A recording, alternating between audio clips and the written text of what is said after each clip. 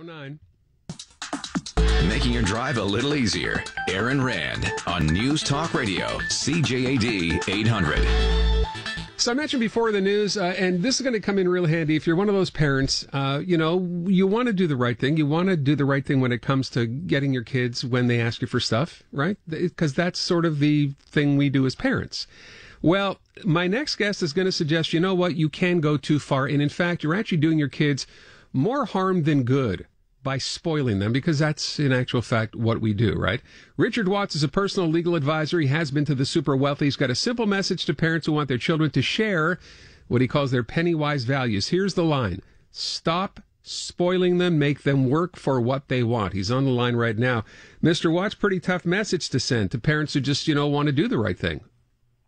Hi, Aaron. This is Rick Spence. I'm a writer at the National Post. I wrote a story about the book written by Richard Watts on how not to spoil your kids and what to do if you have. It really resonated with me, but the thoughts in my column were all his. Richard Watts is this financial advisor who has seen so many families go down dangerous paths because of the way they will spoil their kids as a well-meaning way of showing how much they love them. And most of us may not be in that 1% who destroy our kids by giving them sports cars for their 16th birthdays, but we all have that tendency to want to do well by them, and we all risk, giving them the wrong message by doing that. Okay, first of all, I apologize off the top. So now I'm looking at the story that you wrote, and of course, when I look at the story and we kind of take an idea of what he wants parents to do, he does say at one point, right, that it's counterintuitive not to give to our children. So he does admit that.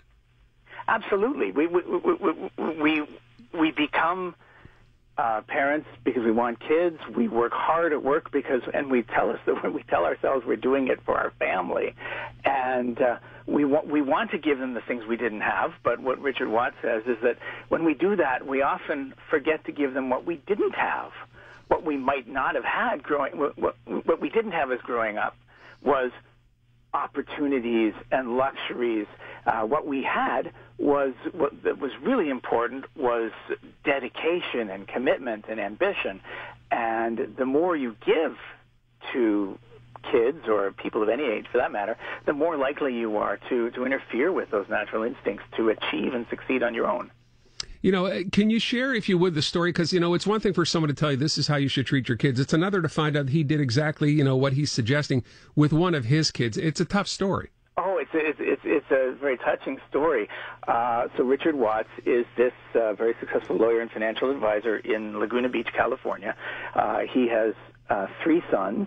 They're all grown now, and he was tended to be very tough with his sons because he had seen what was going on in other people's families. But with his 3rd son, and we'll name him. His name is Russell. Russell was a little bit more spoiled because he was the youngest, and in university he was allowed to have a credit card, and he tended to do a lot of spending and partying, and his father didn't like it but didn't really speak up against it.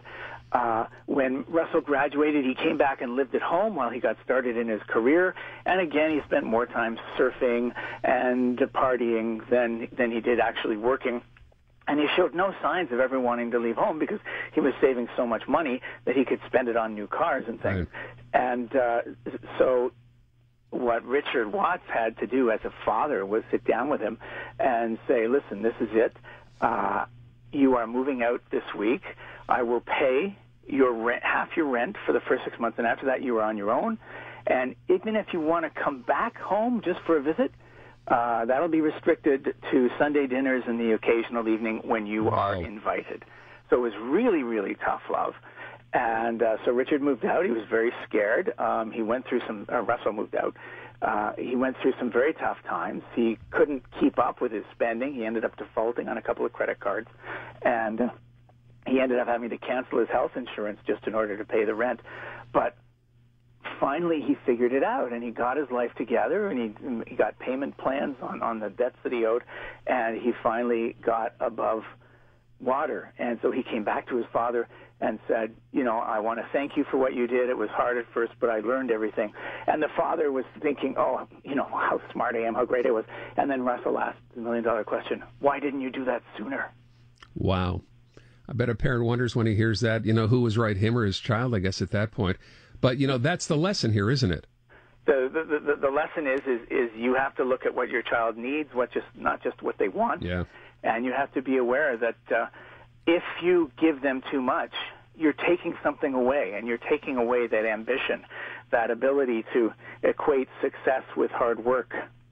And you never want to take that away from anybody. By the way, with the idea of entitlement, and it's a word we hear so much these days, I love what he says. He says, entitlement is almost always the parents' fault. He says, when we try to protect our children, we're also stealing from them, stealing the strength and confidence that's forged when they successfully overcome a struggle or challenge. I just think that's amazing. Isn't it? And it also coincides with what Warren Buffett says. Warren Buffett, generally considered the world's greatest investor. His advice to people is that to affluent people, because they're the ones at risk. He says, give your children enough that they can do anything, but not enough to do nothing. Great message. The book, by the way, if you want to read Richard Watt's book, is called EntitleMania: How Not to Spoil Your Kids and What to Do If You Have. Interesting message, interesting lesson. That's a good book I think a lot of people might want to pick up.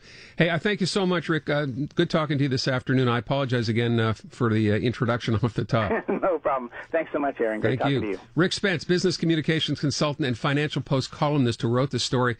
Yeah, I guess it'd be fair to say tough love, right? But I love that he said people who do this the most, who tend to do this the most, are people who've made it on their own. Great irony in there. 4:16, let's go to the CJAD 800 Traffic Center and a check on your drive right now. Here's Leslie Robinson. Les?